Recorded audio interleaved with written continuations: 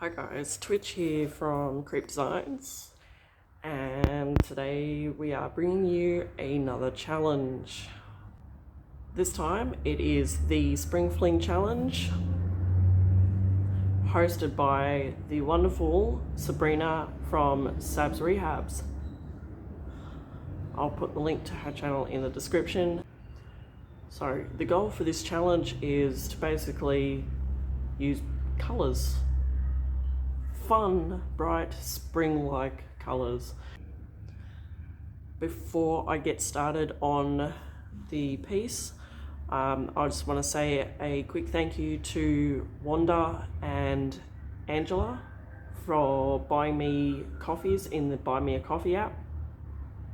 I greatly appreciate it. Thank you, ladies. I have quite a few pieces coming up, some commission work. There's a couple of dresser table things back there that I'm going to be flipping for a lady's home salon. Those are going to be pretty exciting, and I've got a desk coming in this afternoon that's getting done. Child's coming. Alright, so let's turn around and have a look. Do you mind? Hey! Alright, so first of all, I'm sorry about how dark it is. This is where me and my husband put it the other day, and it's really hard to move because it is so heavy. Just so we're clear, I'm holding my phone just about at head height, just so you can get an idea of how tall it is.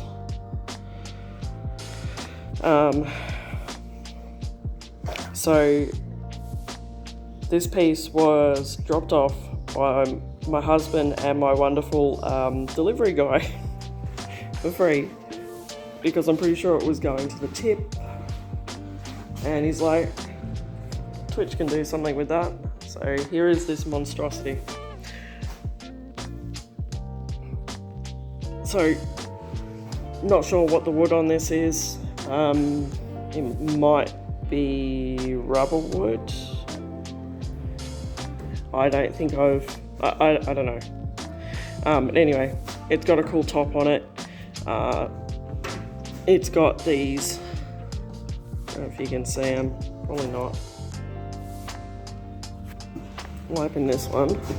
It's got these little latch things. You can't see. I'm so sorry. I should have brought my light over here. Here we go. It's got these cool handles on it that I'm going to try and save. So yeah, cupboard door opens up. It's got a shelf there, not that you can see. I promise I'll bring my light around when I start working on it. It's got 3 drawers. That don't open. Those 2 open. It's got another latch and a cupboard down here, waiting for something to jump out at me. It's been sitting under the carport for a while now, and the old girl wanted it out of the way, so here I am doing it. And it's got this, which is a drop-down desk. So it's got the chains there to hold it in place. Again, not that you can see. Let's see if I can. No. Okay.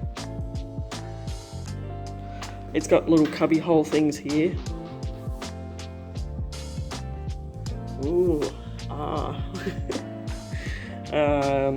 Yeah, there's not much else going on in there. So my plan, because this kind of thing isn't really desirable to a lot of people these days, it's very bulky and heavy and chunky and kind of, I don't know, it's just not what people want. So I had toyed with a few different ideas. What I did was I put a poll on my YouTube community tab, and the consensus is that people want to see a desk and coffee station, so that is what we're going to do. So I started this piece like any other by removing anything that wasn't going to be kept.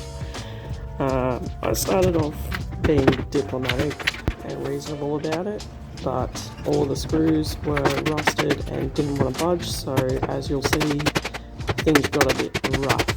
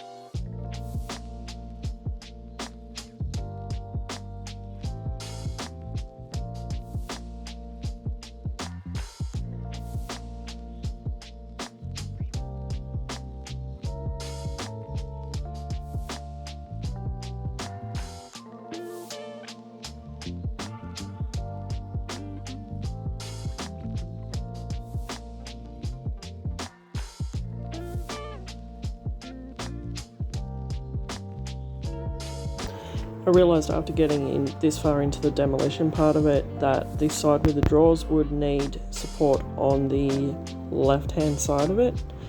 So I salvaged part of the decorative trim from the other end that was getting removed and kind of just, got tricky with it and replaced it and just made it work.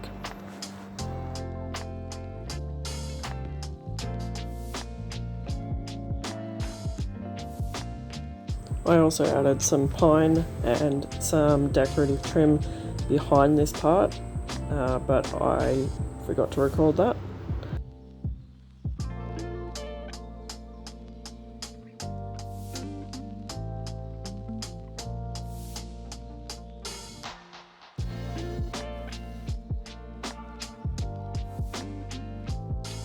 Now that I'm removing this bottom shelf, you will be able to see the pine part there that I added. I haven't added the trim yet at this point, but you will see it later. And I'm just using my multi-tool to cut this shelf out. And, some brute force. Here you go. Here is the trim. I told you there was trim.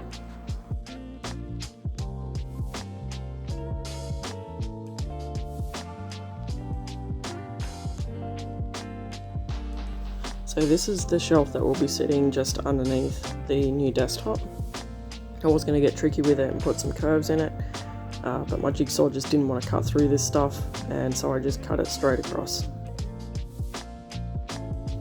So this is the piece that I pried off the very top of the cabinet, and I'm putting these blocks of pine underneath each section of this where I'm going to cut it so that neither side of this drops or snaps.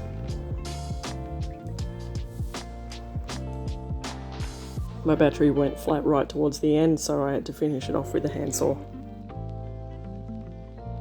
So now I'm using my Millie Prep Mate 2 Orbital sander to do all the edges and all of the sanding before I touch it. It'll just make it so much easier in the long run to do all of this part now.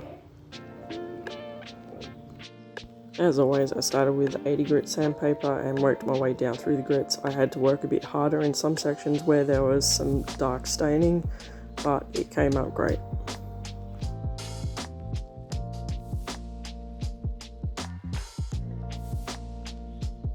I couldn't find any of my big tubes of liquid nails, so I just had to grab this one just to get the job done. And I'm just splodging it on wherever I can until I ran out. This will just help to make sure it stays on nice and tight. And then I just threw some screws in underneath.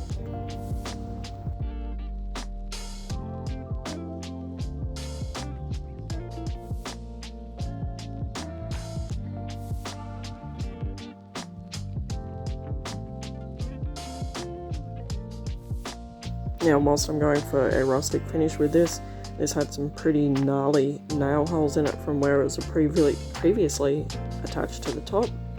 So I'm filling it with just regular pine coloured putty along the lighter parts, and then for the darker parts I take some Cup of Joe and I just mix a little bit of that in with the putty and it darkens it, and then I just use that on the darker parts.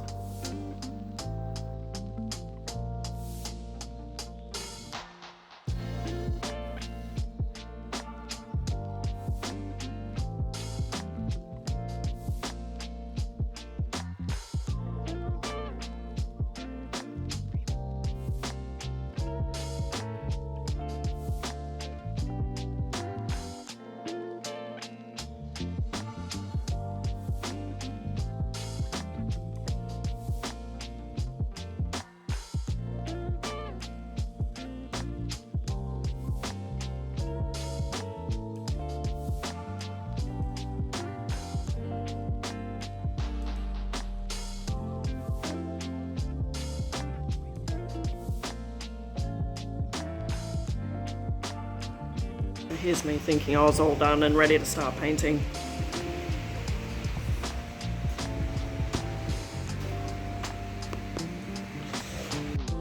So I'm keeping the handles, but I need to take them off so that I can give everything a really good clean, and I don't want to get paint on these.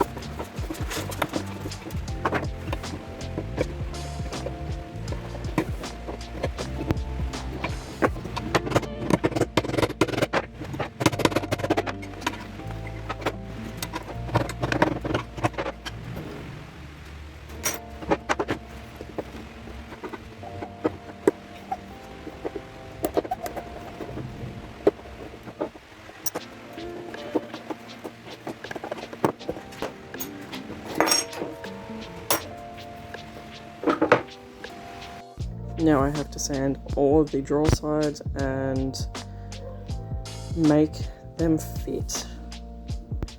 I swear I put an entire day's work into just sanding and sanding and sanding and sanding and testing and sanding and testing and sanding to get them to fit.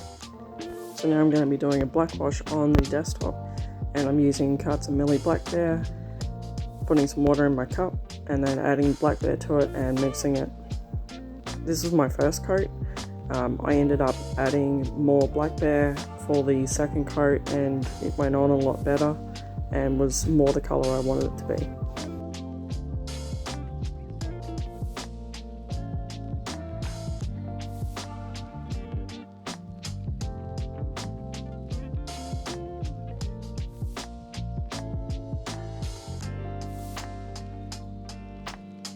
I also did the staining on the drawer sides as well, so that when you pull the drawers out they kind of match the top a bit. I didn't want to put too many layers of stuff on the drawer sides though, because I spent all of that time making them fit. But I think that's where I came undone, because the water in the stain that I made, I think it made the drawer sides swell again, and I had trouble getting them to fit again after I did that.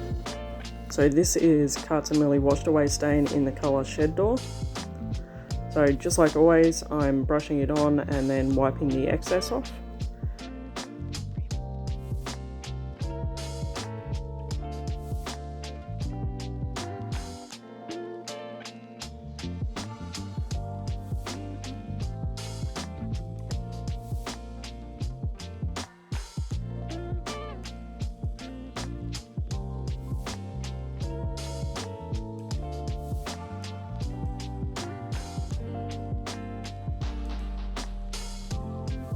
I then smooth sanded the top with 400 grit sandpaper, and that was before going in with Millie Boutique Topcoat in a satin finish. I'm applying this with a roller because I recently discovered that it goes on so good with a roller, like, you know, perfect finish.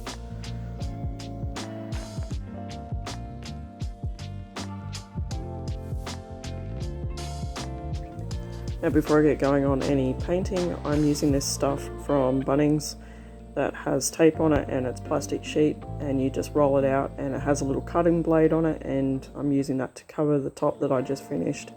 I'm going to get messy with the painting, so I want to avoid getting paint on it that I'll then have to clean off. I'll put the link for it in the description. I can finally start painting!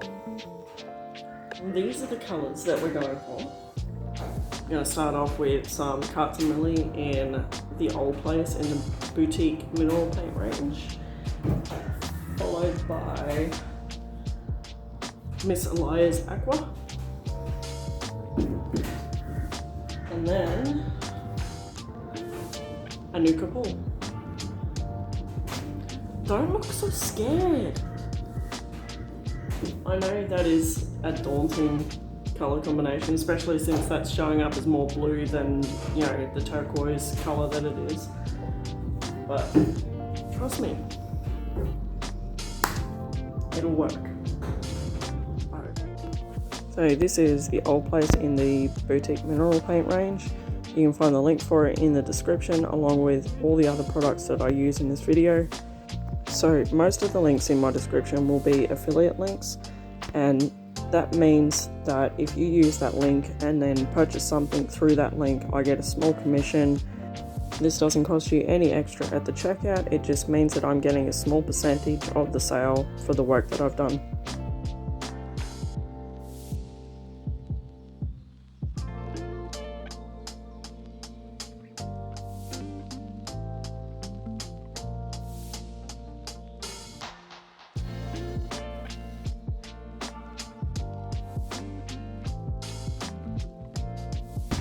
Two coats later. So now I'm going over this with Miss Aaliyah's Aqua. I probably didn't need to use 3 different colours, but I wanted to have the Old Place as my low light or my dark light, and Miss Aaliyah's Aqua as my highlight. I thought it might help add a bit of depth to it, and that is exactly what I wanted, and I feel like that is exactly how it ends up. I'm only doing 1 coat of Miss Aaliyah's Aqua because I want the standout out of these 2 colours to be the Old Place.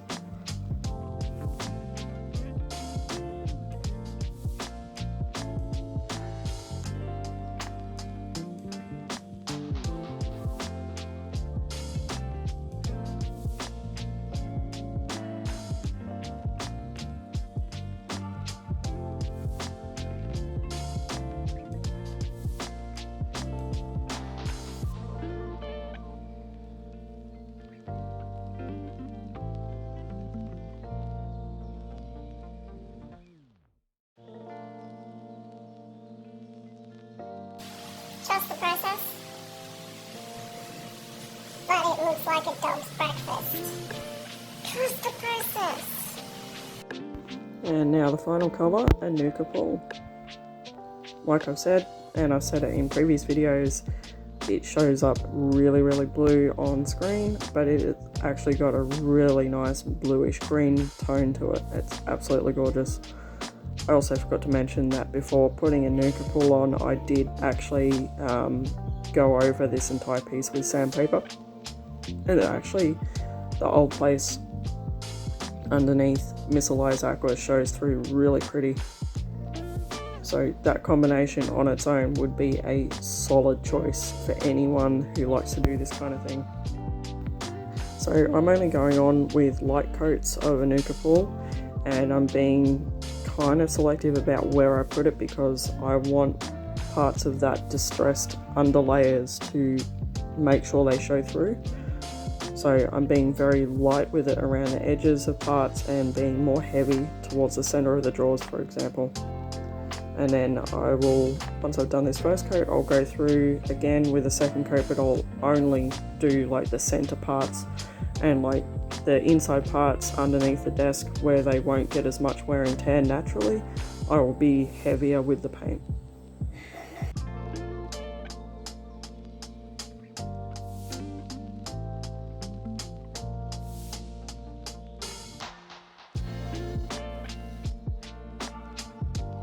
So at this point, while distressing with the sandpaper, I grabbed my scraper to do a little bit of scraping for the distressing because, you know, just sanding doesn't really look super natural, and I wanted to take some of it down to more of the wood. I also decided that there wasn't quite enough of the old place showing through, so I went through with a small brush and just, you know, kind of dry brushed a little bit of it on the edges and wherever I distressed. I started off being light-handed with it, and towards the end of it I was kind of being a bit heavier with it in parts, but I tried to do it as naturally as I could. So like down the base of it where you might kick it when you're walking nearby or you might stub your toe, I put a lot more of it there than I would say on the back of it.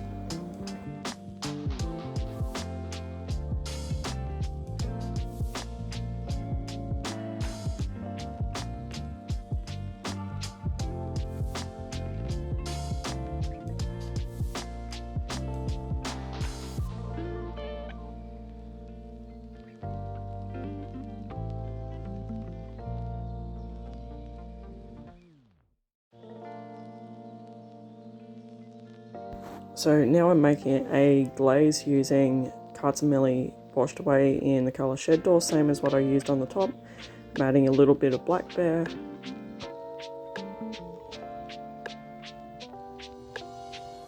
And then I am just brushing it on in nooks and crannies and then wiping it back. Once I've got those nooks and crannies all nice and kind of grimy and old looking, I'll then brush it on elsewhere and kind of drag it down. And you just kind of got to work with it and do it any way you think would be naturally grimy looking. I don't want it to look dirty, but I want it to make sure it looks aged and rustic. And if you go too heavy-handed with the glaze, you can just keep your spray bottle of water handy, spray some water on, and then just wipe it back until it's lightened up a bit.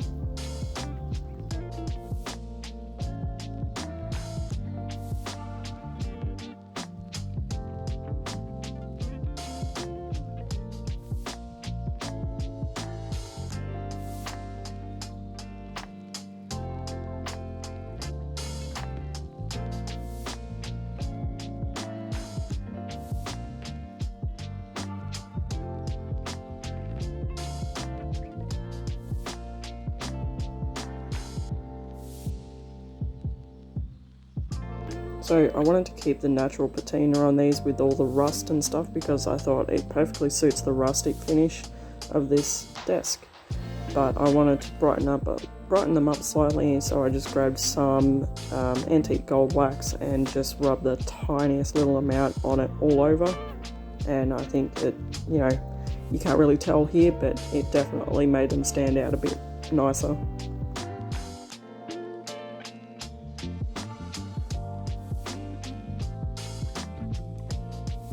So how many of you noticed that I hadn't painted this part? So because the top part of this is going to be a coffee station, I needed to make sure that this cord hole was accessible, so I just marked it from the inside and then used my multi-tool to cut the hole out on this board.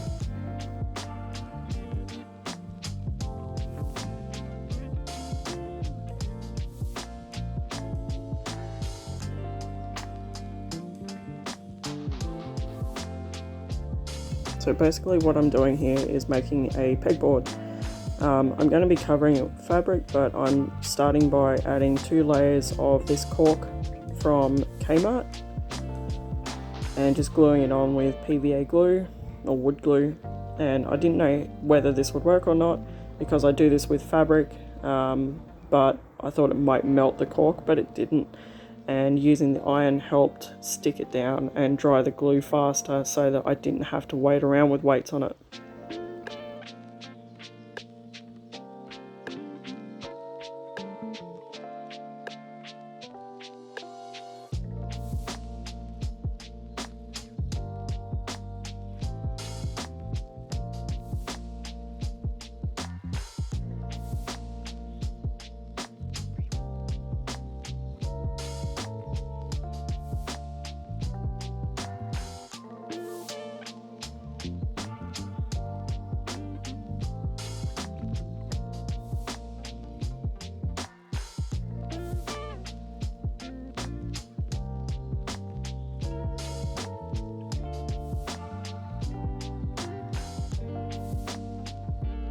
So for the fabric, which I got from Spotlight, I basically did the same thing as with the cork, but I left excess to hang over the sides and glued it down.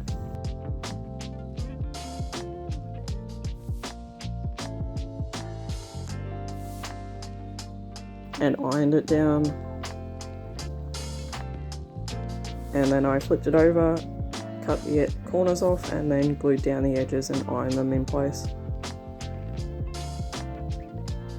The part where the circle is was a bit tricky to manipulate into its place, and there was a few swear words.